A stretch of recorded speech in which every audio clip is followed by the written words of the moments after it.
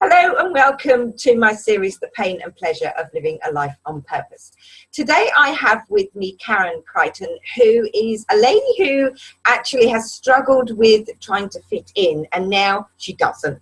And she's been through decades of pain to get to where she is at the moment. And she has an amazing array of modalities that she offers that she's taken and experienced herself. And so she's proof in the pudding. Good morning to you, Karen. How are you?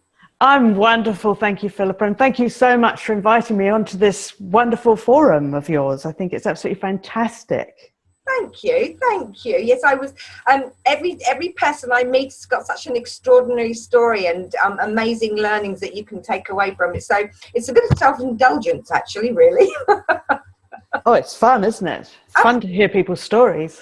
Absolutely, and we all meet, because I met you about a year ago at Catherine Newton's Inspire and Ignite, and you never really get an opportunity to get to know people's backstories, sort of thing, which I think actually adds a lot of credibility to where we are. And so in talking to you earlier, you were telling me about the pain that you'd gone through, which was probably about 30 years ago, 30, 40 years ago, is that right? Not quite 40 years ago. No, I'm not going to age myself too much. It was about 31, 32 years ago. Mm-hmm. I was, prior to that, I'd had a wonderful life I was running wine bars and pubs, and I had a most amazing social life, including work life. My work and social life merged. Okay, yeah. And the fantastic thing was, it was fun. It was really good fun, hard work, but fun. And so my last job in that industry was running 2 wine bars. Boy, I had a lot of fun. I went to a lot of parties, did a lot of fun and stuff, but I used to work sort of from about 9 o'clock in the morning till about 3 o'clock in the morning, 6 days a week. Yeah. And the rest of the time I just had fun. So consequently, when I went traveling and my husband and I ended up in Melbourne, I basically collapsed and thought, I've got flu. And then it went on and my bones just ached and I just couldn't get out of bed some days. And when I did get out of bed, I felt like I should drag myself back into it. Wow. And I think I see myself as very lucky because, as I was saying earlier, Philippa, I had an experience with doctors, medical profession, when I was in my late teens, when I got a really bad bout of glandular fever. Yeah. And I'd been really badly treated with it. They misdiagnosed several times, and so they given me the complete wrong treatment. So consequently, I ended up in bed with that for over 3 months. And so when I got the chronic fatigue, it felt very similar to that, but it was real. It felt deeper somehow. Wow. And so I ended up dragging myself to a health shop, which was very local to me. And there was this amazing woman who put me on some good nutrition and started me on a slow journey to recovery. And it was from that made me inspired to study nutrition. So I did natural nutrition. Right. And in those days, the course I was on, they actually encouraged us to take on clients as we were studying. So we were learning on the spot. So it's a bit like an apprenticeship, really. Cool. And so I did that. And then I got to a certain level of energy, nowhere near like I used to be, but I could function and my brain could function at times. At times it just wouldn't. And then, so I went to a naturopath who put me on some herbs and I thought, oh, this is exciting. And so I decided to train to be a medical herbalist. And at the same time, I did iridology as well. And that felt really good because it was about cleansing. It was about detoxification, the organs and everything else. And I thought, oh, this is quite cool. But I always had something at the back of my mind, there's something more to this. There's something more to this. And in the meantime, I was also studying the emotional components behind health and well-being and spiritual work and everything else. And my health was up and down. So it wasn't like plain sailing. It wasn't like this. It was like the wobbly line, you know. So you were still learning as you were taking on all these new modalities, sort of thing, but you were learning about yourself still in the process, yeah? Yeah, oh, definitely. I was doing it for me because I knew that, to be honest, I'm going to be completely honest here. Yes, I was helping clients. Yes, I was really, but I learned from every client I saw, which was really cool. Yeah. But I was learning to really help me. Yeah. Because I felt incomplete. And so then after doing the herbalism and getting good results with clients, I also, in between that, did the Batch Flower Remedy course at the Batch Centre in the UK and learnt about flower essences and how they could work. And then I also had allergy testing done on me. And I thought, oh, this is really interesting, because I think it was 1990 I did the allergy testing for me. And they diagnosed gluten and dairy.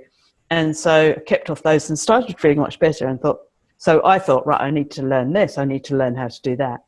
So I met this amazing man called Stanley Richardson. He was 86 when I met him. Wow. And amazingly vibrant, alive person. And so he taught us to use the Vega machine, which is sort of using little point probes where you have little vials in the machine and it's the machine that goes bing, you know, the Monty Python thing. Yeah, but it went mee. And so I was sort of doing this point probe thing. And I realized. It's measuring your energy level? Yeah, it's measuring the energy and how it responds. It's a bit like kinesiology. You know, we do the muscle testing, but you're using acupuncture points to measure on the acupuncture points. And so it's measuring vibration. It's the same thing, really. Yeah. It's a bit quicker sometimes. And so I learnt that with him, and I realized when we were learning that he had an awful lot more knowledge than he was giving out, because it turned out he was a quantum physicist and also had a huge 50 years of knowledge of working with homeopathy and essences and everything else.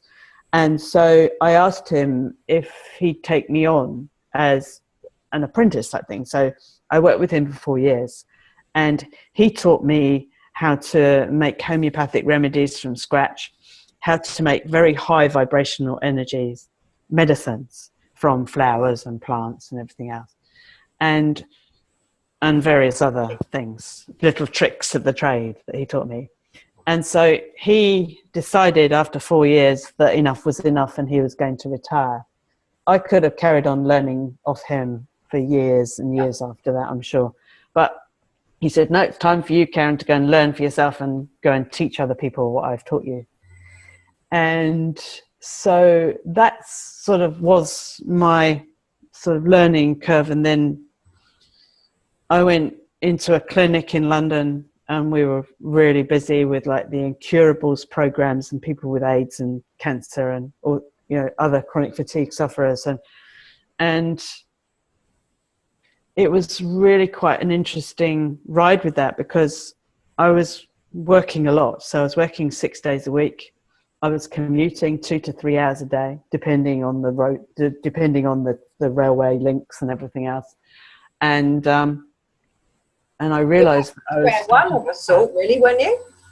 Yeah, I started going back into the fatigue pattern, and it was when a client came along and he'd been diagnosed with incurable, inoperable, untreatable pancreatic cancer, and he'd been given 3 months at the most to live. And his story just resonated with me so much, because he actually made me think about what I was doing. Mm. Because he said, you know, I don't know why this is happening to me. He said, I felt good most of the time. He said, I just went to the doctors with a really bad case of what I thought was indigestion. Mm. And then I came out with this prognosis and I'm really sick. And he said, I don't understand it. And he said, you know, I've worked hard all my life. He was 55. Right. And he'd been working hard in the music industry for 30 odd years. and he'd amassed a fortune of over £50 million. And he said, you know, I've got 3 ex-wives that I don't know. I've got 6 children that I really don't know. And I really don't know what I've done with my life. And he said, I would give every penny I've got to have my health back. Wow. And that was a big aha moment. You know, that was like, oh, okay, yes. There. I had quite a few aha moments in that clinic, but that was the biggest. And I sort of went, okay, I need to reassess this. I need to relook at what I'm doing. And so in the end, I let go of the clinic and we moved to New Zealand. So why did you choose New Zealand? Well, my husband's a Kiwi from New Plymouth. And, you know, we've been together for nearly 32 years now. And we also wanted our son, who was in the, you know, he was 8 when we came to New Zealand in 2002. And we wanted him to have a freer upbringing. So it was a bit of a shock coming from just outside of London. Yep, I can associate. To little old pie here with a very, very low population, and consequently, when we moved here, I wasn't sure what I was going to do. I wasn't sure whether I was going to stay in natural health or not. I just recuperated for a year. But saying that, I love research. I love delving into nutrition. I love delving into spirituality and energy medicine, especially. I love energy medicine. It's just so amazing to me what difference it can make. So how do you class energy medicine? Are you talking the herbs and plants? Everything's energy, let's face it. So it's all, but I differentiate. So I look at herbal medicine. Yep. And I love herbs. So because I've trained in it and I love it and I know the difference it can make. I see herbal medicine working really, really well with dense energy. So for example, if someone's got a real blockage, like a physical blockage, so even if it's in the bowels or if it's in the liver or whatever, herbs can really help move that. I call energy medicine homeopathy and flower and essences. So homeopathy is, for those of you who don't know, I'm sure most of you know, homeopathy is diluted down treating like a lot of the time, not all of the time. Right. And when we make a homeopathic remedy, you get say for example, you wanted to make I'm just looking around, I haven't got anything here. If we had a plant, say you've got a plant remedy of, say, rosemary, and you've got a tincture. So a tincture is made with vodka normally. Right. And so you get a bottle of water with a bit of a preservative in, and then you put 1 drop of the tincture into that bottle. Yes. And then you can cuss it 50 times. Yep. And that is a 1 times dilution. Yep. And then you get 1 drop of that 1 times dilution and put it into another bottle of water, and you can cuss it, and that's a 2 times dilution. Yep. And then the dilutions can go up to hundreds.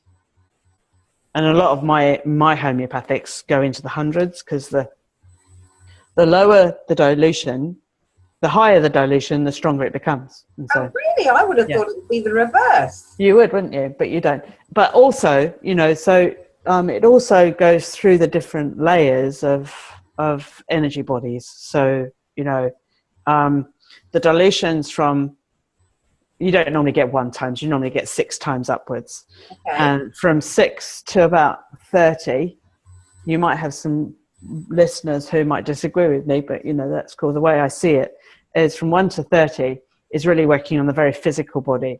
And then the higher the dilution, the more emotional, spiritual bodies we become. So we can work on that. So working on the auric fields and things and everything else. And whereas essences are different. So essences, we get a plant leaf, bark, or energy in that gets absorbed into water, because water is pure water is absorbs everything into itself, and so you can. So you don't have to physically put it in. I do tend to. Yeah. You don't with some of my essences. We don't, but Right. you know, but you tend to put, say, a plant leaf or a piece of bark or a berry. The one I made the other day, which is the guardian essence for my latest quantum essence, came from the Moreton Bay fig tree in Devonport. Okay. And the reason I chose that is because it's very supportive. It's self-supporting. If you look at it, it's just an amazing tree.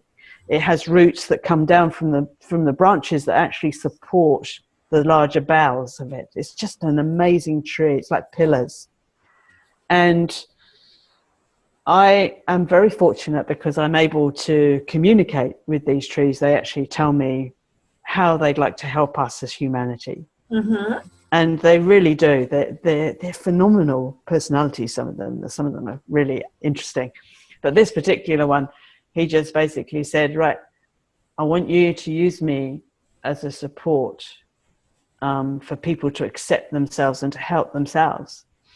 And so I said, that's all well and good, but you've got a little sort of fence around there, and I'm sure I'm not supposed to be stepping over there. And so he just dropped a little fig on the ground, and Really?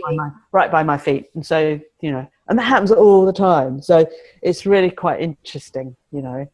And so that's how essences are born, actually. And the quantum essences have been an amazing journey in themselves. And so when I sort of look back on my life, I've been very fortunate, because as a child I was out in the UK. We lived in a village, so I was lucky. I could go out in the woods, I could go in the sort of grasslands and the meadows, and so I used to, even then, looking back, I used to chat to them. I thought I was just talking to myself, but you know, I realized that I used to sit under my mum and dad's rhododendron bushes and have a chat. Mm-hmm. So it's sort of like I realized that gift that I actually switched off for quite a long time. So when did it come? How did you realize there was a communication going on? What was it that happened? It's interesting, after working with Stanley, he made me realize that there was a communication going both ways. Right. You know? And I've always been I'm not a gardener. I hate gardening, but I love being outside. Right. So I love being in woodland. I love the wildness. I don't like gardening because I don't like formal gardens. So that's kind of tidying up. So you like the way that nature, yeah, I like the wildness, regenerative side of it. Yeah. Yeah. And it's so I sort of went along and one day I just noticed that the chitter chatter wasn't just in my head. It wasn't just my brain going chitter chatter. There was external chitter chatter coming in.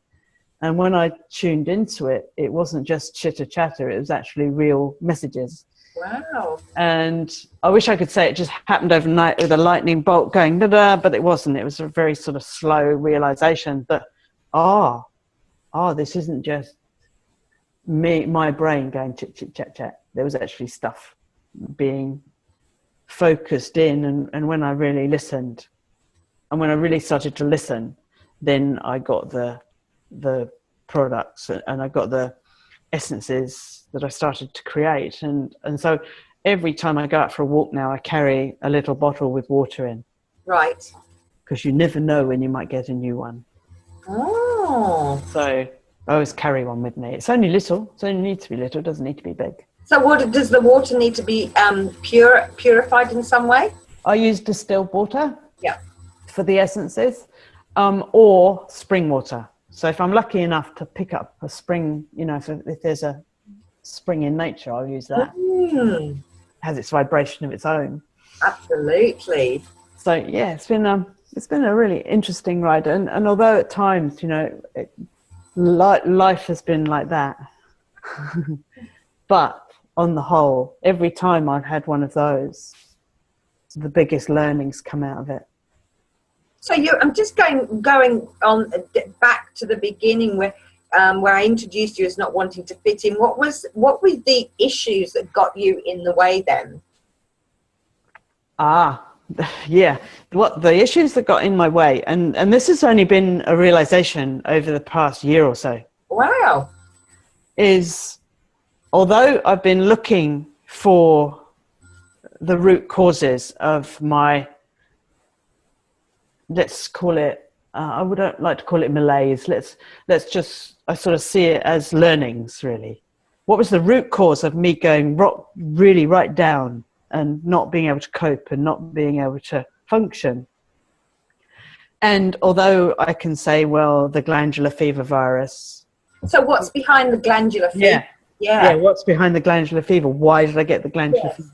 And you know, and so I look back and look back and look back, and you can look at vaccination stress. You can look at all of these physical stuff, and there's all components of it. But I do believe our physical well-being is all to do with this. Right.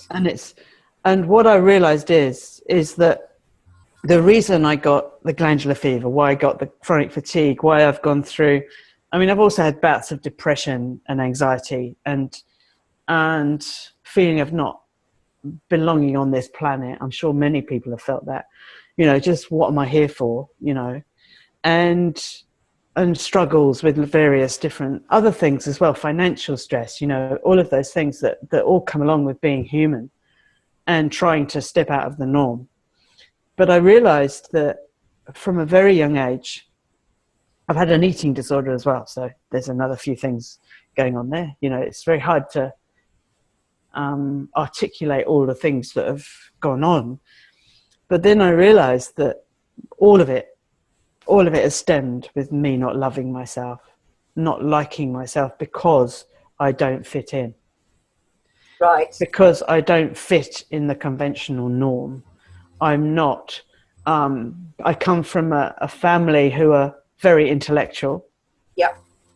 I'm dyslexic. Right. I come from a country which is very, very image-based. Yes, that's one of the reasons I escaped, definitely. Yeah. And from a time which was very image-based on Twiggy and being very, very skinny. I don't think it's ever changed. I don't think it's changed since then, basically. So you probably can't see me now, but I've got a very, I would say, curvaceous build. Right. I've got I had an athletic build, especially when I was in my teens, because I was a short distance runner. So I had very muscular legs and I was never going to be a Twiggy, but I always tried to be. Yeah. And, you know, all of these things build on top of one another. And I realized, you know, I was trying to be, and also now I'm in my mid late 50s and I'm trying to look younger, but I can't be younger because I'm the age I am. I've lived the way I've lived. Yes. And yet I was seeing myself as not good enough, not enough. Yeah. And then the realization hit me is, what are you trying to be? You're trying to be someone who you're actually not. And so big revelation. So I just felt that it was such a big, that was a big sort of, why didn't I think of this before? But I think I probably did think of it before. It just didn't register in this. I think it's a really deep thing because of, you know, the term self-love, and I was talking to, do you know Kim Knight? She was she's a health, and same, she had chronic fatigue as well. And we all know in all the fields that we're working with energy, it is about self-love, and that is bantered around, as is purpose. But at the end, you can know stuff, but you have to do more of your own work for it to integrate it into. And absolutely, we can talk till we're blue in the face. Yeah, we can talk all this, you know, self-love, or as you quite rightly say, you know, purpose and all of this sort of stuff.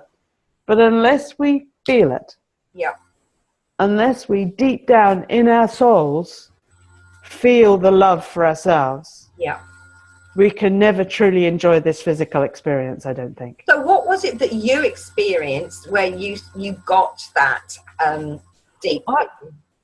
I actually did some automatic writing where I asked myself a question, you know, right, why aren't I feeling like I know I should? Like, why aren't I as successful as I feel I should be? Why aren't, all these questions, why aren't I? You've done all the research and you've got a wealth of knowledge and you have a well of wisdom. Yeah. So why have I not manifested? Yeah. Why haven't I manifested all of the things that I know are there for me? Yeah. And it was like okay, it's self-love, it's loving of self, and it's actually going through the layers of emotional baggage that we put on ourselves. And that's what I realized with the quantum essences, the essences. I made these essences 7 years ago for clients who are on Fast Track. My program's called Fast Track to Health. Right. And Fast Track to Health was devised as a weight loss program, and it was very successful. It's a really successful program. It works. But we observed that the side effects of it is really good health, good levels of health. And so we now call it Fast Track to Health rather than Fast Track Slim, because it enables people to move through the layers quicker. And so the quantum essences were made to help support that, because there was emotional baggage that came up with people that the Fast Track on its own couldn't move through. So I can't say I decided, because I think universal forces decided that I was going to make these quantum essences, and came up with words like feminine, ray of light, heart strengthener, wound healer, all of those. And as I was saying earlier, I've got thousands of essences that I've made over the years. So I started making essences in 1995, but I started really making them in earnest when I came to New Zealand. Yeah. And so I've got these thousands of different essences, and basically I started each essence with the word, and then the essences just told me what to put together. And so made up of just plants? They're made up of New Zealand trees, are the guardian essences. So we call it a guardian essence. So they're basically, the guardian essence holds the energy of the essence, and it helps to keep everything in balance. And then there's New Zealand flora and fauna. So I use feathers of some birds, and I use plants and bark and leaves and stuff. And I also use flower essences and crystal essences. Wow. And rainbow essences as well, actually, because you can get it. And so each formula has between 2 essences and 50 different essences in it. So they're very complex, but they just tell me when they're complete. And so there's 23 in the range now. I've been told there's another one coming, so there will be 24 within the next few weeks, and who knows. And so I sort of put them from 1 to 23, and last year I decided to run a workshop, and that evolved into a practitioner program that practitioners have been working their way through an essence a week. And we've realized that by taking them from 1 all the way through consecutively, that there actually appears to be a clearing that occurs doing them all in order. Wow. That's absolutely phenomenal.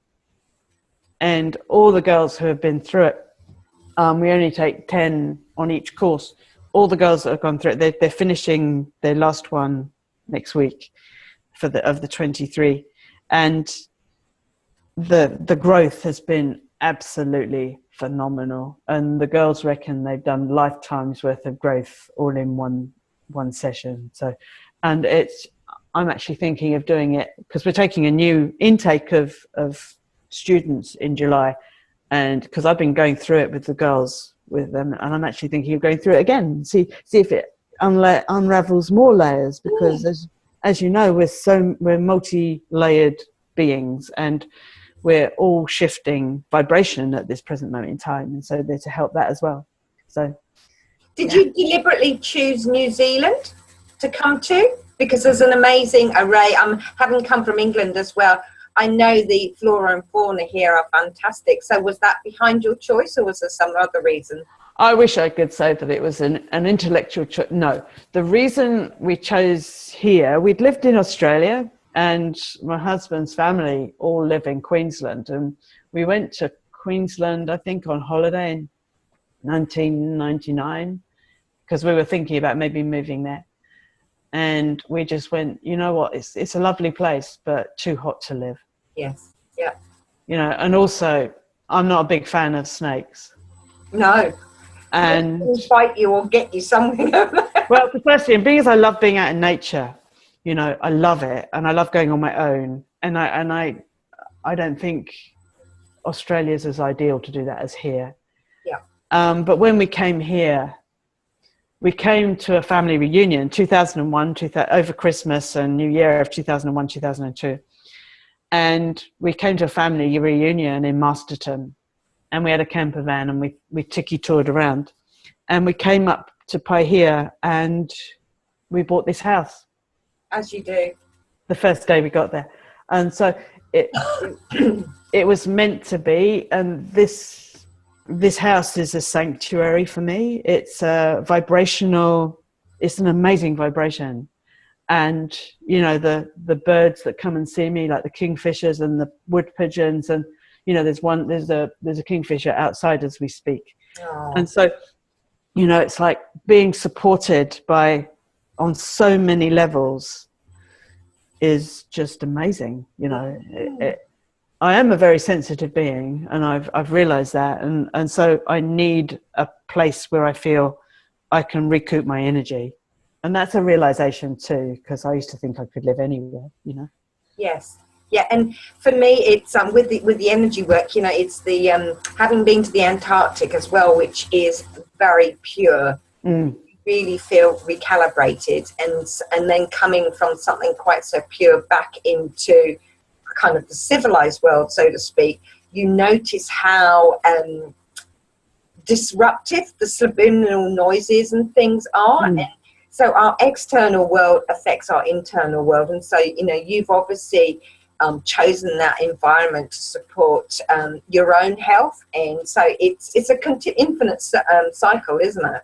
Yeah, it's just, but the thing is it's also not just my own health, it's also the health of the essences and the energy work. Right. Yes. So I'm very careful about where I put everything, because there has to be a good energy to it. And it's like when we make the essences, my son works with me.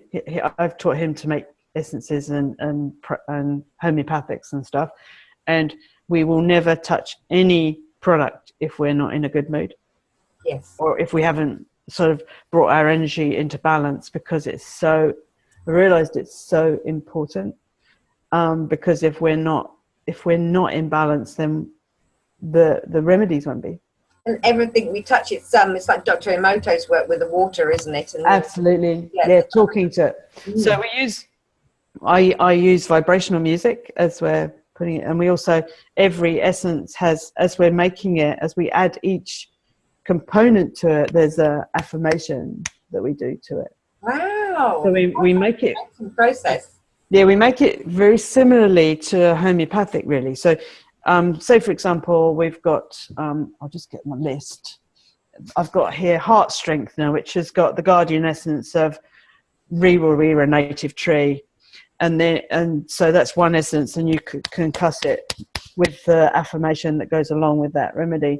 And then there's 20 native essences, and there's 12 gem essences and 6 flower essences. So each one, as they get put in, there's an affirmation. So it makes it more and more powerful the more you make it. And so it just, because words, as you know, as you say, is so powerful. And so, and then when we package it, of course, we put a protection thing around it to make sure that it gets to wherever it's going in its entirety energetically. It's fascinating what you're saying, because I hear a lot of it, because I love researching and things as well. And, you know, I had this aha a few weeks ago. It's like you can continue researching all the time, and you don't realise how much wisdom you've acquired. And there comes a time when you need to stop and actually apply it. That's a huge, a huge big thing. But you were telling me earlier about putting your course together, and actually how your intuitive and your connection to nature, you had chosen, and they had spoken to you, and you had chosen these various ingredients for the essences. But it wasn't until you put your course together that you actually discovered the properties of them. So, you know, that's just amazing. It's the other way around. It was, because, and as I said, I think it's because I do things topsy-turvy, being dyslexic. I think, you know, you sort of do things slightly out of the square. So as I was saying, you know, I was putting all these remedies together. They were just talking to me and telling me where to go. And then as I'm writing my practitioner course, I have to tell my practitioners, of course, where the plants come from, how I created that essence, and, you know, I tell stories along the way.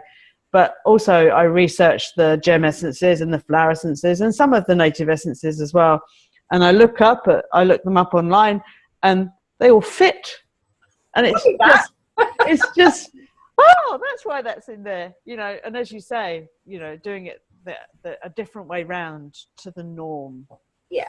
And I suppose I used to overcompensate, like you say, I used to overcompensate with research. Yes. Now I made a decision. I mean, I still research. I still love it because I love information. I still love learning. Yeah. But I don't have to research the socks off of everything before I say something. Yes. Because I've learned to trust. Yes, trusting yourself and letting go. And, you know, again, these are simple words that are bantered around, you know, the self-love and things like that. But they really work. And, you know, you're the same age as myself. And it's just like, oh, okay then. Yeah, it is a real realization, is like trusting it. I think because of indoctrination as children, that we're actually taught not to trust and to believe the teacher, believe the parent, believe everything, because if you don't, there's repercussions. And really and truly, we innately know what's going to suit us and what's not. It's a bit like with the education system and things like, and adults, we're waiting for other people to give us the information that we think we should need to know, as opposed to following our natural curiosity and doing it that way, which, you know, is very evident in the work that you do.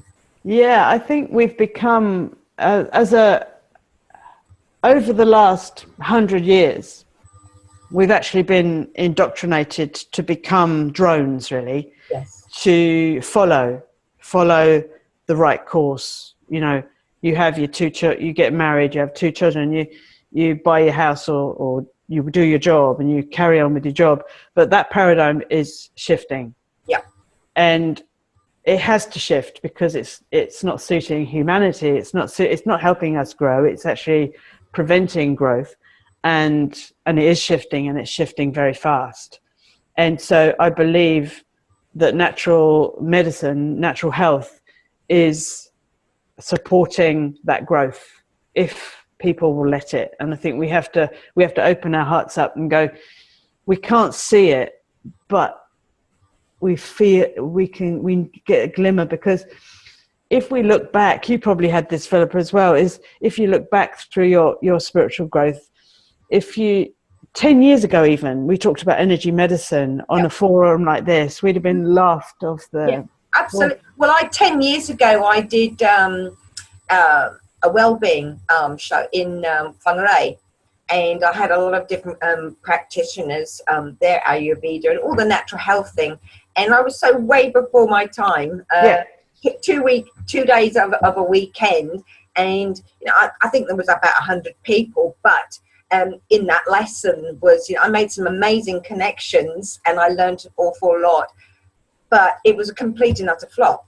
And I lost 20 grand, and I learned other lessons throughout the process, and it was well before the time. And so it's definitely a matter of, I think we've been put through our own paces to actually learn it and trust it and be it. Like you were saying back in when you started your nutritional thing, and it's very unusual to hear somebody say, start practicing as you're learning. Yeah. Everybody now, it's like, well, wait till you've done 5 years of your learning and then you're qualified to actually go out. Yeah. And it is changing that paradigm. I think I was very, very lucky. I mean, I've been so lucky in so many respects. I've traveled a lot. I've been to places before. So I went to North Africa, and in places where they'd not seen a blonde-haired, blue-eyed woman before, Yeah. And I got taken by these two photographers. I got taken into the Sahara Desert and stayed a couple of nights with some Bedouins, and and learning off of different peoples. I've lived in Africa. I've lived in France. I've lived in Australia. I've lived in the UK. I've lived here. I've been so blessed with all the teachers I've had. Yes, definitely. Whether they're actually my educational teachers or just clients who have taught me so much. And we were talking earlier, Philippa, is I learn off of every client I have, and I feel so blessed for that, because, how many people can say that? How many people can say every person they meet, they learn something? Isn't that what I think? It's really wonderful that we have got to a stage where we are blessing those clients, highlighting our own shortcomings, rather than actually, where you were saying that client came in with the pancreas and he's working hard, and all he's doing is making you realize what you already knew again, to actually do something about it, rather than berating ourselves. Yeah.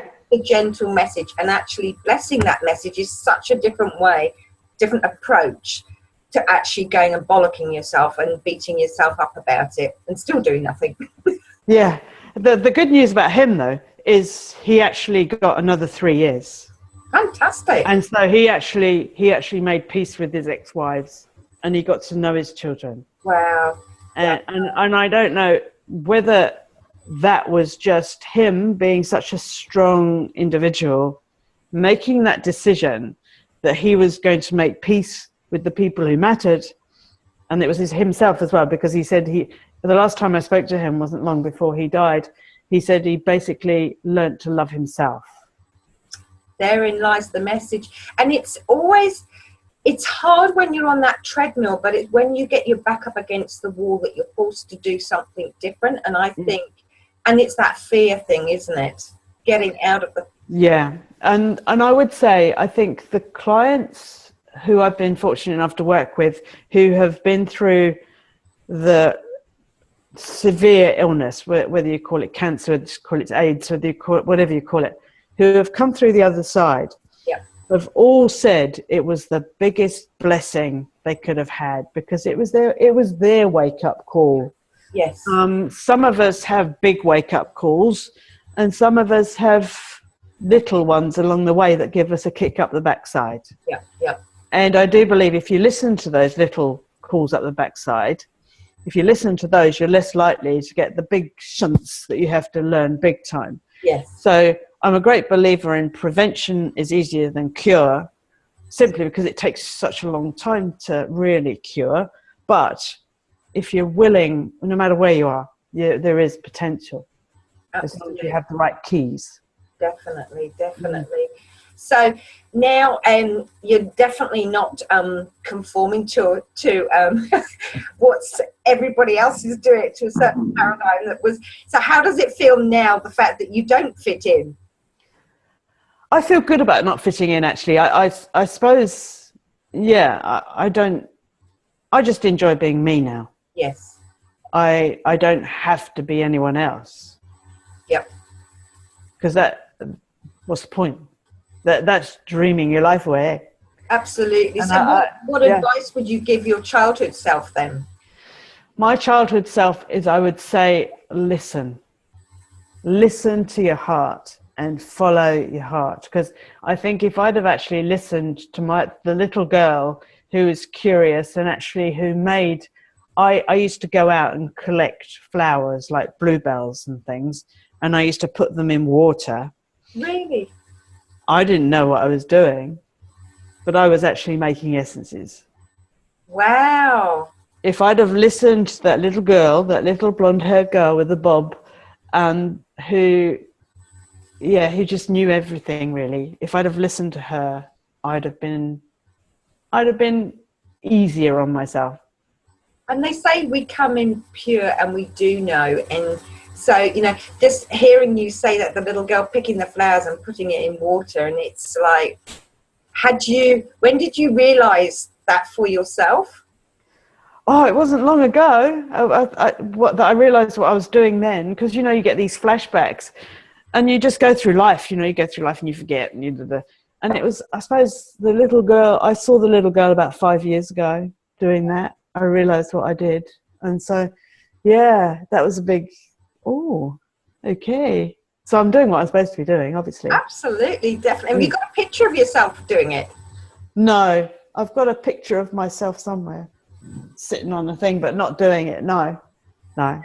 Oh, that's also a lovely image, and I love bluebells as well. I miss that part of England, the bluebell carpets. Oh, yeah, I've got a beautiful picture of them. Oh, just love them. That's a real big image of my childhood, because we had a bluebell wood at the bottom of our garden. Wow.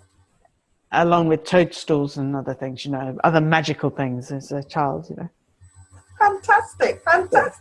Well, that's a lovely way to live it. It's like in fairyland, but actually it's a reality, and to pay attention to it. So thank you very much for your time today, Karen. It's been an absolute pleasure. It's been magical. Thank you very much. Take care, sweetheart. Bye. Bye.